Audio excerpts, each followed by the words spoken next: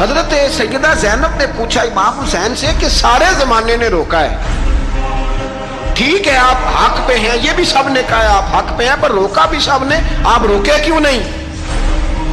تو ابن کثیر اور ابن اسیر لکھتے ہیں کہ امام حسین رو پڑے، کہنے لگے بہن میں رک جاتا پر میں نے رات کو نانا مصطفیٰ کو خواب میں دیکھا ہے۔ تو حضور نے فرمایا حسین اگر آج یہ رواج پڑ گیا نا یزید جیسے لوگوں کا تو قیامت تک پڑا رہے گا، پھر لوگ کہیں گے کوئی نکلا نہیں تھا تو ہمیں بھی نکلنا، پھر لوگ ظالموں کے سامنے گردنیں جھکانے کے عادی ہو جائیں گے۔ میں کہتا رہتا ہوں، کہہ رہا ہوں، کربلا کی جنگ کفر اسلام کی جنگ نہیں، کفر اسلام کی جنگ نہیں کربلا کی، کیونکہ یزید تو بڑا پکا نمازی تھا، خطبہ دیتا تھا وہ تو۔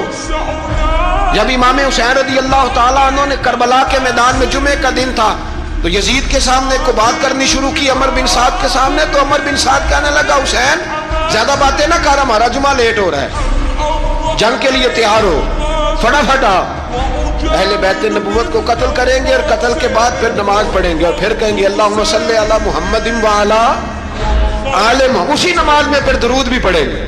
یہ کیسا مرتبہ ہے، کیسا انداز ہے، دوستی قاتل سے بھی مقتول سے یارانہ بھی۔ امام حسین نے حر بن یزید امام حسین سے کہنے لگا مجھے حکم ہے آپ کو روکنے کا، آپ آگے نہیں جا سکتے۔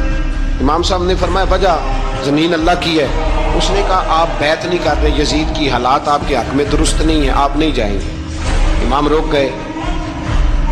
ظہر کی نماز کا وقت ہوا تو حضرت علی اکبر امام حسین کے بڑے صاحبزادے انہوں نے اذان ظہر پڑھی تو حر بن یزید کے لشکر نے امام حسین کے پیچھے نماز ادا کی۔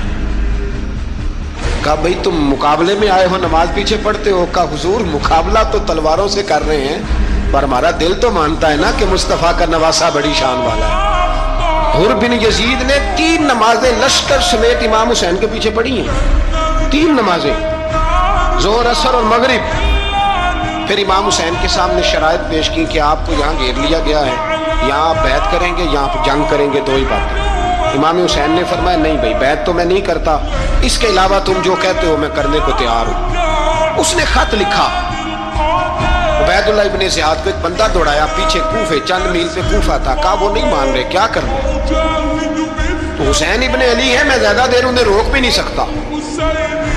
انہوں نے پیغام دیا حر بن یزید کو کہ کرنا کچھ بھی نہیں، ان کا پانی بند کر دو، بلیک میل کرو، کھانا پانی نہیں ملے گا، چھوٹے چھوٹے بچے ہیں خود ہی مان جائیں۔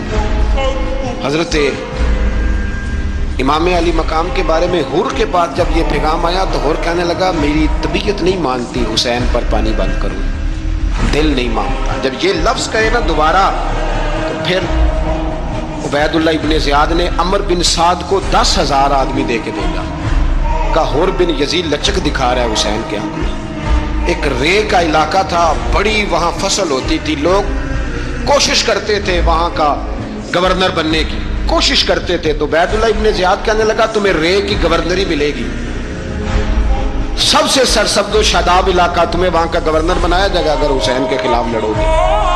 یہ اتنی زبردست ہوتی ہیں گورنریاں کہ گورنریوں کے لیے لوگ نسل رسول کے خلاف بھی نکل آتے ہیں، یہ اتنی تگڑی ہوتی ہیں۔